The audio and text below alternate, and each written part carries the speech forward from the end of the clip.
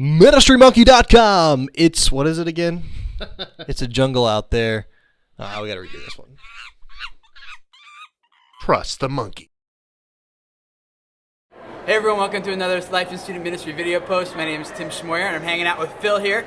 And Phil is a youth pastor in Canton, Michigan.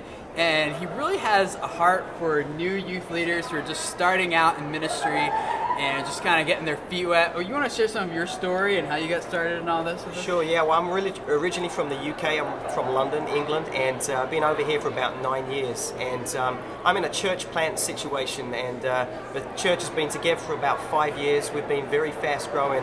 And I came in about 2.5 years ago and pretty much had to start the ministry from scratch. And really, that gave me a great big opportunity to just see the importance of just starting with the right things in place. I made a lot of mistakes, I figured out a lot of things, and it's just so important when you're getting into a new situation, whether you're transitioning into a new position or whether you're getting into a position for the first time, that you take the right steps, because if not, it's kind of like crash and burn can happen real easily. So I figured that out. I've made a lot of mistakes, like I say, but I have a real heart for youth workers. If you're starting out for the first time or if you're transitioning, hopefully some of what I'm going to share is going to help you out a little bit there. So what are some of the, you said you made a lot of mistakes, and I definitely have made my fair share of mistakes. What are some of the ones you're talking about that you see are like the most common for new youth workers who are starting out in a new position? What are some of those most common mistakes that we need to be careful, make sure we avoid? Well, I think a lot of the time when we're going into churches the first time, we're scared that we're going to let someone down. We have a lot of pressures to keep up with the next church in town. We have a lot of pressures to keep up with parents and students' expectations. And I think the temptation is really just to go into a situation and to try to do everything all at once. And so rather than create a couple of things and get them going and get them cooking and get them going well, we try to start too many programs, we try to do too many events. And while that might seem well initially, we might get through the first year or so, give it a year or two, things start to fall apart. You know, your leaders can't keep up with your pace. You can't keep up with the pace that you're doing. And as well as that, you've got too many plates spinning that you're trying to keep track of. And parents start to see that and start to wonder if you know what you are doing. And so I've kind of learned the importance of going into a situation and just doing a couple of things and doing them really well and getting those things going. And that's key. That's definitely a key for someone who's starting out or transitioning. Yeah, I found that like if you start with like, not with low expectations, but you start out slow and build from there, then like all the parents, everyone think you're just doing phenomenal because things are growing, things are improving, as opposed to starting off with this huge splash, setting totally unattainable expectations, and then backing off to something a little more realistic. Right. Everyone's like, well, what's wrong? You're slacking off. Aren't you working anymore? So yeah, are there any other major mistakes that we usually make? Well, I think the other thing as well is just when you go into a new situation, you're the new guy. You want to keep people happy, and a lot of the time in church plant situations or smaller churches, there's a lot of opportunity to do other things within the ministry.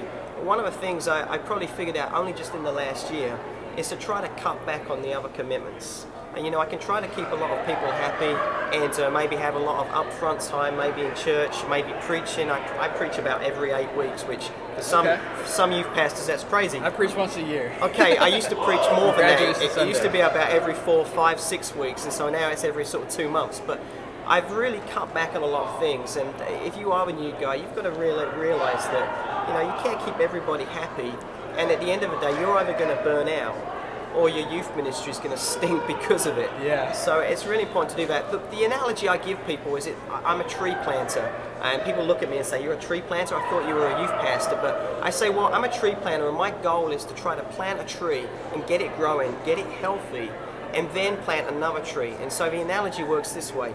If we were going to start a program or start an event, it's important to get that healthy, get that going, before we're able to plant another thing or get another thing going. Yeah. If you were to plant a tree and plant loads of trees around it, you can imagine they'll all be competing for the same resources, the same water, the same soil. And so I think programs are just like that. You've got to start slow, get something going, and then you'll be successful that way. Yeah. So as you work with these new youth pastors who are just starting off in ministry, what is like the top 2 things that you would share with them to say you guys need to know what? I think the first thing I would say is you've got to be right with yourself and God. You know, if you're going to try to do a ministry and you're going to try to do it on your own strength, you're going to fail.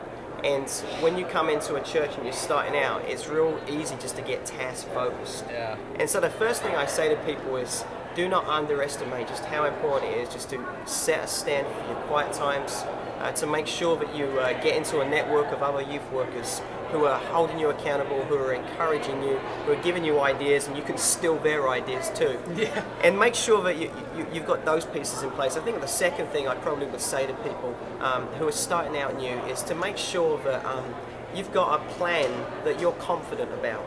If you don't have a plan and a vision that you're confident about, everybody else in the church is going to make a plan for you. And so I think if you're starting out, even if you're not convinced of the plan yourself, it's better to be confident of a plan, even if you might change it part way through. Yeah. And so have a good plan when you start out. We're at the National Youth Ministry Conference right now in Columbus, Ohio, and I'm doing the Deeper Learning track. Something about the longevity in youth ministry one, the path to long-term youth ministry. And one of the things that Dan Weber, I think his name is? Yeah, Webster, yeah. Webster said in there was that, going with your first point, is that before you can be a leader of teenagers and before you can be a leader of other people, you first need to be able to lead yourself. And you need to be able to take care of your own soul and make sure that you're growing on your own, you know, with between you and God and His Word and prayer, because you can't lead other people if you're not going there yourself, Right. you know? So that is so critical. And the second one, you said vision. Dude, vision is just like so important, but it's so much the overlooked thing. Like a lot of times we jump straight to the program-oriented stuff, and we're thinking, well, we need to have small groups, and we need to have like Xboxes, and we need to have like other stuff, you know, going on. But it's not about that. It's like this is the picture that God is having me paint for my kids and my students, and then following that vision towards what God wants us to have. So it is real easy for new youth pastors to come into a position and just start trying to have programs that are all kind of going in different direction rather than a cohesive one that's all going towards the same thing. So Absolutely. If I was a new youth pastor and I wanted to talk to you some more, how would I get in touch with you and ask you more questions about this and stuff? Absolutely. Well, you can find me online on youthworktalk.com, and you can also look me up, Phil Bell at Life Church in Canton, Michigan. So Okay. hopefully you can ask me and leave some comments for me, email me, whatever you need to do. So youthwork.com. Youthworktalk.com. Oh, I'm sorry, youthworktalk.com. And what is your email address? It's Phil at lifechurchcanton.org. Okay, cool. And you're on Twitter as well? I'm on Twitter, yeah, Mr. Phil Bell. Mr. Phil Bell. So Yeah. if you have more questions for Phil, feel free to contact him. Also, if you have some more, anything else you'd like to add to this dialogue or this discussion, please feel free to enter it in the comments below. We love to hear from you guys. Thanks for hanging out with me and Phil, and we'll see you guys next week for another Life in Student Ministry video post. Thanks, guys. Bye.